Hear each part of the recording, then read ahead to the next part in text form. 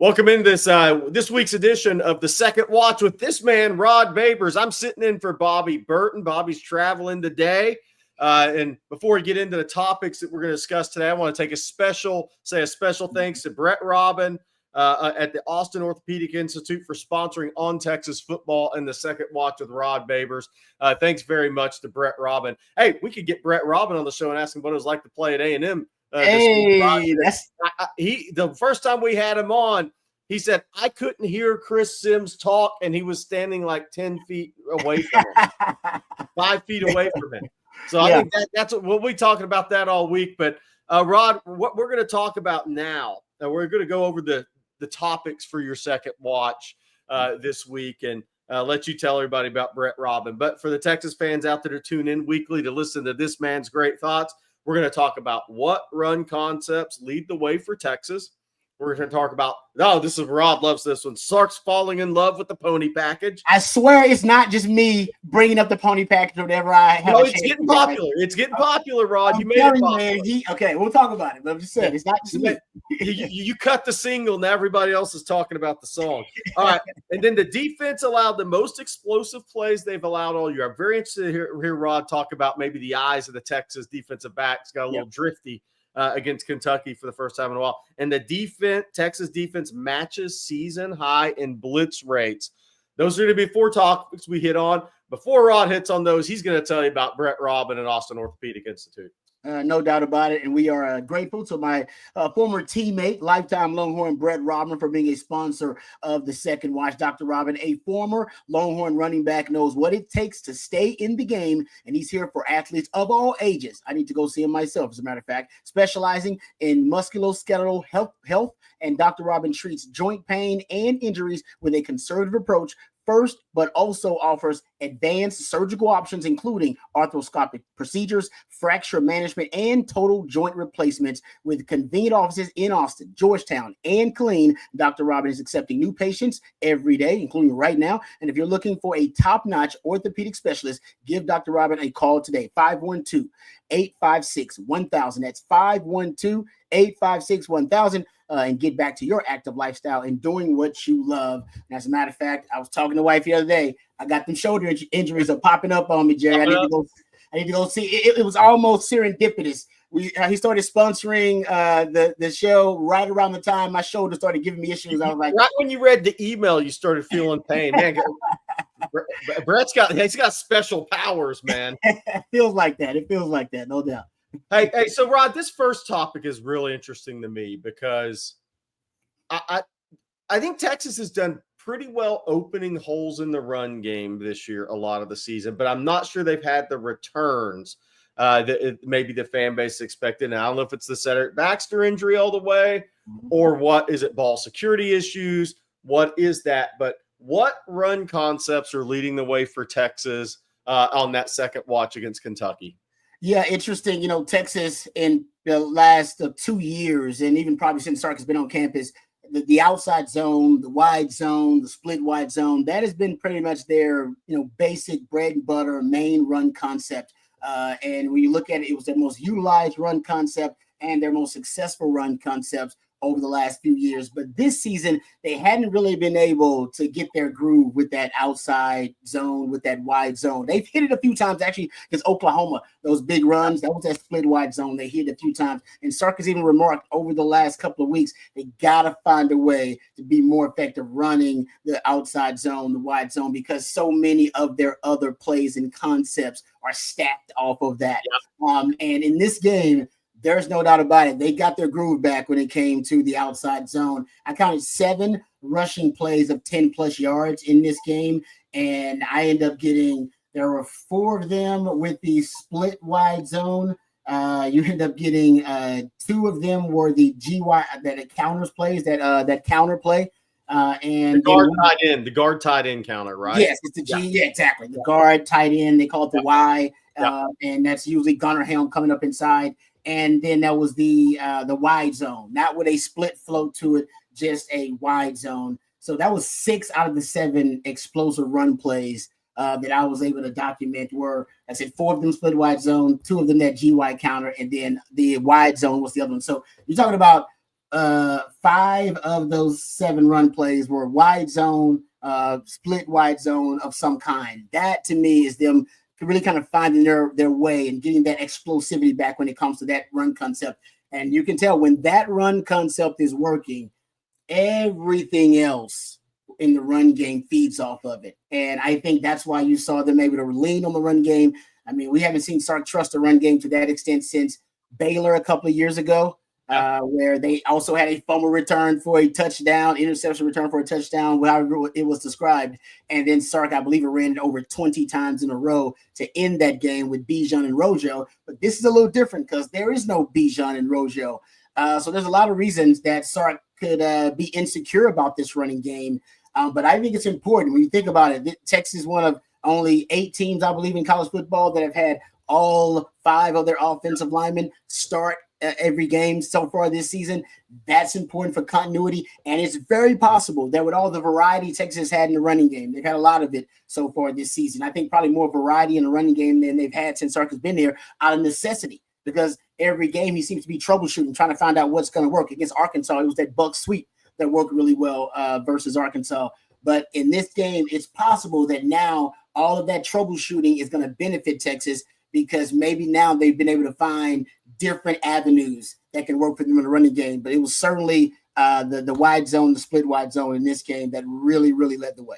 Were you surprised that they had that much success against Kentucky? Kentucky's got big athletic guys up front. Did that surprise you a little bit? It did. I think both of us and all of us have a lot of respect for Kentucky's defense, and their strength of that Kentucky defense is the defensive front. And yet for Texas to go old school football versus that Kentucky defense and just go power ball and bully ball versus them, when even Kentucky and everybody watching on TV, everybody watching in DKR knew with the way Quinn looks, I ain't no damn way Texas is going to throw the football downfield. And they had 2 vertical passes the entire second half, and yet they were able to run the football and impose their will on one of the better SEC fronts out there. That was impressive. I did not expect was that not the most impressive thing we've seen in a while from the offensive line? It's one thing if the passing game's flowing, then your run game gets flowing off of it. But when your quarterback can't move and the defense knows that the passing game's limited and what Sark calls limited, the Texas ran it 15 times in a row to close out that. I mean, that's one of the most impressive things I've seen from this Texas offense this season. Totally agree with you. And considering how inconsistent the offensive, really the run game has been, and honestly the offensive line has been so far this season.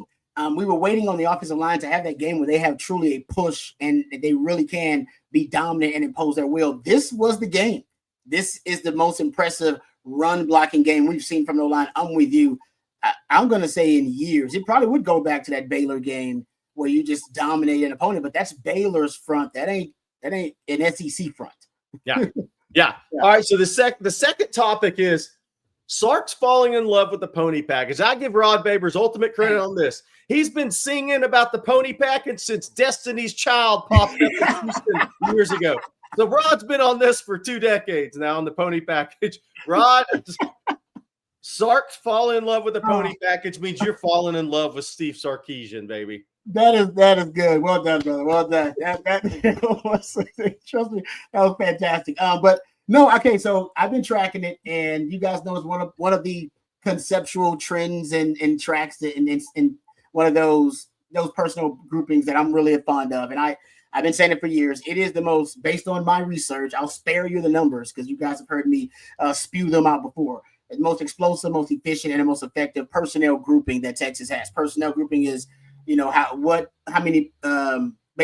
many of certain positions are on the field. So when we refer to personnel groupings, we're talking about the tight end and the running back. So 2 backs, 1 tight end is 21 personnel, and then so on and so forth. Right. So that's how we look at it. And in this game, 21 personnel, the pony package was utilized and deployed more than any other game for Sark in the last 2 years that I have documented.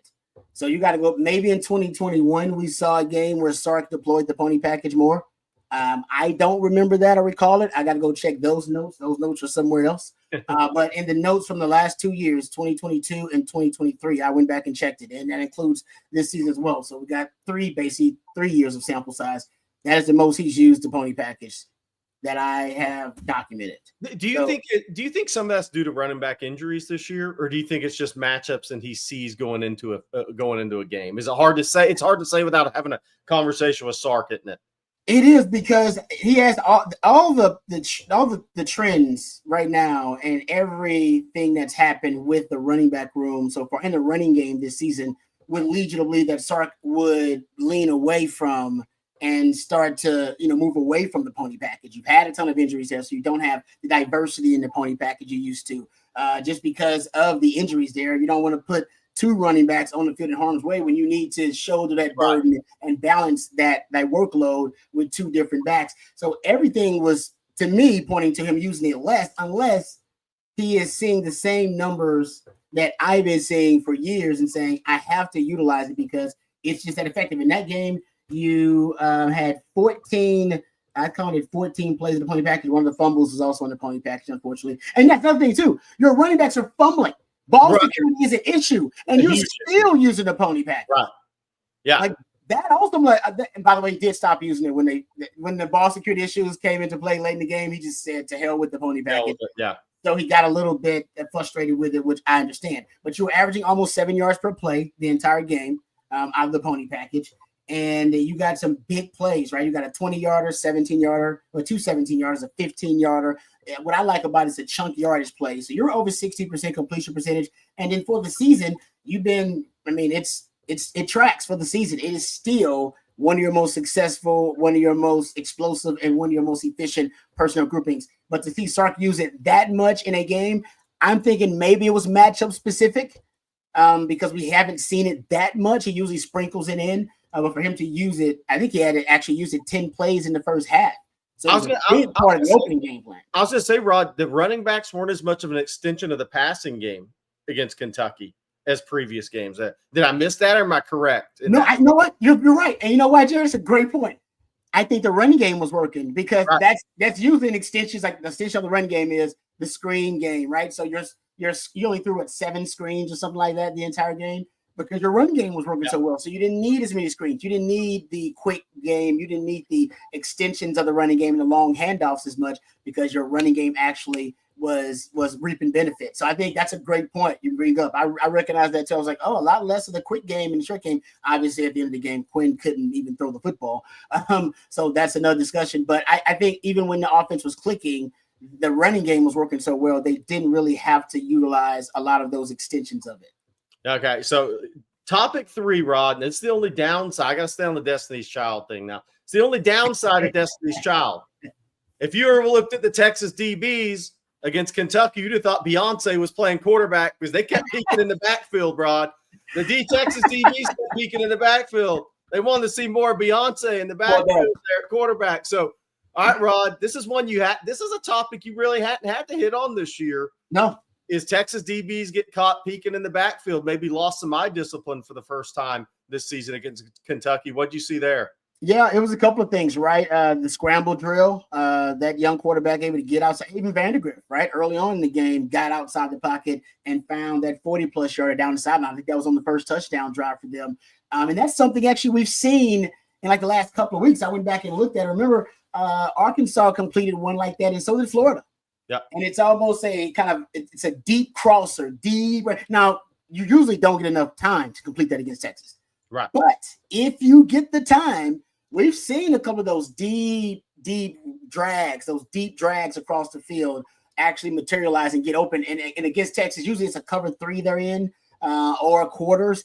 And basically if they don't match it means you're going to stay glued to the guy that's in your zone. And basically it's a zone coverage that turns into a man coverage. They call it match. And you can match a 3, you can match cover 3, you can match 4. If they don't match it and they don't plaster to those guys in their zone, then those guys kind of run free. And then they violate the rules of zone coverage. And that's really kind of how they end up in that purgatory. We've seen that probably, twice or 3 times the last 3 games against Texas. It's also the scramble drill, which led to a couple of these big plays. You got to give the young quarterback credit for that. He's great. He was great throwing the football on the run. And there's a couple of the plays were just scramble drills where, once again, Texas lost one of those receivers in zone, eyes in the wrong place, and even got Jade, who was in, I believe, a quarters coverage there, trying to jump that 6 route on that number. And this is how he got the pick, by the way. He got the pick in the in the game versus Arkansas because he was jumping that inside route and jumping the quarterback's eyes on the inside route. So it pays off for him. Maybe they saw that, and I'm not sure if he was reading the eyes of the quarterback and the quarterback was eyeing that number 2 and then threw it deep to Barron Brown. I'm not sure, but obviously they caught Jade Barron staring into the backfield and obviously eyes in the wrong place. And on that play to Barron Brown, luckily that wasn't a well-thrown football, so that would have been 7 because you aren't catching him. You aren't catching the guy that runs 4.28. We've seen that with Isaiah Bond. Yeah. So I got to ask you this, Rod. It's almost, when you win and have coachable moments as a former player, that sometimes the best thing a coaching staff can ask for in a way. We won a game. We played well. Oh, but there's these teachable moments, and it's right before you play Marcel Reed at A&M, who's going to be a scramble drill at times for the Texas defense. Great point. And so this actually may be one of those blessing in disguise things. Guys may not like it on tape, but you know what? Terry Joseph, Blake Gideon, they all have these teachable moments headed into the A&M game, which could be a scramble drill multiple times with Marcel Reed. Yeah, this is one of the things I remember saying it on the live stream that I was a little disappointed when DJ Lagway couldn't play versus Texas because I don't think they would have beaten Texas. I think Texas would have, obviously been able to win that matchup, but it would have been a good test for the secondary, the eye discipline, the scramble drill. And I think in this game, you saw it. I mean, Texas allowed so far this season, I believe it's 21 passes of 20-plus yards on the season. That includes the game versus Kentucky. Guys, 5 of those came versus Kentucky. Yep. Like, think about that. Like, you allowed like 16 in the first 10 games, and then 5 of those came versus Kentucky. A Kentucky team that's not really known for throwing the football downfield and making plays vertically in the pass game versus the best pass defense in the country. Yeah. So it was just something that stood out. It was an outlier of a performance from the secondary. We hadn't seen them give up that many explosive plays, period, in the pass game. Yeah, no doubt. All right, so our fourth and final topic this week. Texas defenses matches season high in blitz rates. Rod, this is interesting because all week we talked about Kentucky's offensive line had given up 27 sacks in 10 games. Mm-hmm. They even gave up 3 against Murray State the week before, which is probably not a good sign for going to Austin. But what did you see from Texas as far as the blitz rates? And is it just that you think they just saw a Kentucky offensive line that couldn't handle it, or was there something more?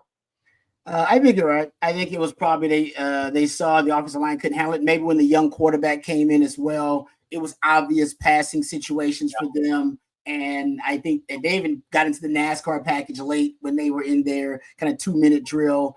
And they like blitzing out of the NASCAR package now. That's an added element. That's an added dimension that early on in the season, they weren't blitzing out of it much. They were throwing out very exotic disguises. They were running inverted Tampa 2 out of it. Now you see them actually blitzing Jade Barron out of that look a little bit and coming from the second level. So that is relatively new. And I'm just noticing more blitzing from the secondary period and more blitzing on rundowns for them. So I think PK and Johnny Nansen now just have a certain level of trust in the secondary, and they feel they can take more chances now and in certain situations. So I think that's why you see. And I think the combination of it was a young quarterback that came in the game. The other time Texas got up to a 30, I think it was 36% blitz rate was against Oklahoma, right? Young, inexperienced quarterback. Yep. And usually that is the rule of thumb versus a young, inexperienced quarterback, whether you're talking about college or the NFL. Blitz the hell out of them, put a lot on their plate, speed up their process, force them into making a mistake. So I think that's what also added to it. But I do think I'm seeing, just eye test wise, more blitzing. And from the second and from the third level from PK and Johnny Nansen. I think it's just because now they trust that their DBs can hold up on the back end. I mean, you got DBs that really can be coverage specialists back there. And if you were in they went to a zero coverage, actually. I think I burned in it too. Actually, no, it was a penalty. Remember, they called it back. It was that big Macker one. It was like a zero blitz they called on that one. And then they ended up calling it back. But so I think you're going to get more. I think you're going to get more blitzes period, from the third level. We've even seen it from Taft Daddy lately and from some of the guys in the secondary, from Jahdae Barron. I think they now have a trust level where, hey, they can break out some of those exotic pressure packages and blitz a little bit more on the back end. Last thing on this I wanted to ask you is Texas did a really good job on first down run defense. Kentucky got 18 yards the first run play of the game. And after that, the Kentucky backs had 19 carries for 62 yards. They only made 3 first downs via the run out of 14 first downs in that game. So I part of me also says, well, if you're winning on first downs against a team that is run heavy, then they're sitting ducks if you decide to blitz because that offensive line is not held up all season. Yep, they do a great job of mixing and matching with personnel based on situations. They really do. I mean, on that first down, most of the time they were running 40 personnel. That 3 D tackle package where they have 3 down D tackles. Then they have basically Sorrell as an edge, a stand-up edge, and Trey Moore as a stand-up edge, and then 2 off-ball linebackers. I mean, that's a nasty look against the run. It's a lot of math to try to move. It's a lot of math. I wanted to ask you this too before you get out of here. I talked with CJ and Bobby about this on Rapid Reactions. In the NFL, your right tackle is tremendous, and your left tackle is tremendous, right? Mm-hmm. But in the college game, it's more left tackles that are the higher level guys, and your right tackles, you'll find some good players. There's the Cam Williams out there, but right tackles, by and large, in the college game can be had more so than at the NFL level because there's not as many of those guys to go around. Period. So when you see Texas is putting Colin Simmons up against the right tackles a lot right now. They did it against Arkansas and they did against Kentucky. And those guys didn't look like they were getting out of their stance. Is when you see Colin Simmons line up against the right tackle, I mean, how excited does that make you? It's different against the left tackle in college than a right. No, it's scary, man. It is. That dude's BGO. Like I've went and slowed it down, and I actually have the pictures on my phone. I'll just send them to you. You can see there are multiple times he is already out of his stance, and he is already like coming around, like he is actually in his stance. He started turning the arc before he's already kind of coming around the corner. Yeah. And the O linemen are still in their stance. Like he is, it looks, if you freeze, it looks like he's offsides. He's not. Ball has been snapped. It's the center is reacting and Colin Simmons is reacting. And nobody else. There are pictures where it's freeze frame and the D line, Texas D line is still in their stance. O line is still in their stance. And the only people that are moved are the center and Colin Simmons. Because Brian Robertson says he thinks not only does he have great BGO, but that he keys in on something in the film study. There's got to be something that he is finding that others don't, because he said otherwise the dude's an alien. He's just a freakish X-Man when it comes to ball get off, and I agree. Yeah. Let's hope he stays healthy because he may make $300 million playing this game one day if he stays healthy. It's great they get paid to sack the quarterback. All right, for Rod Babers, I'm Gerry Hamilton. That's been this week's Second Watch, and I can't wait for the second watch after Texas A&M a week from now. See what Rod Babers has to say. Everything's on the table. Texas controls their own destiny. One of very few teams in college football that do. All right, thanks, Rod, and we'll talk to you again next week. Thank you, brother. Welcome.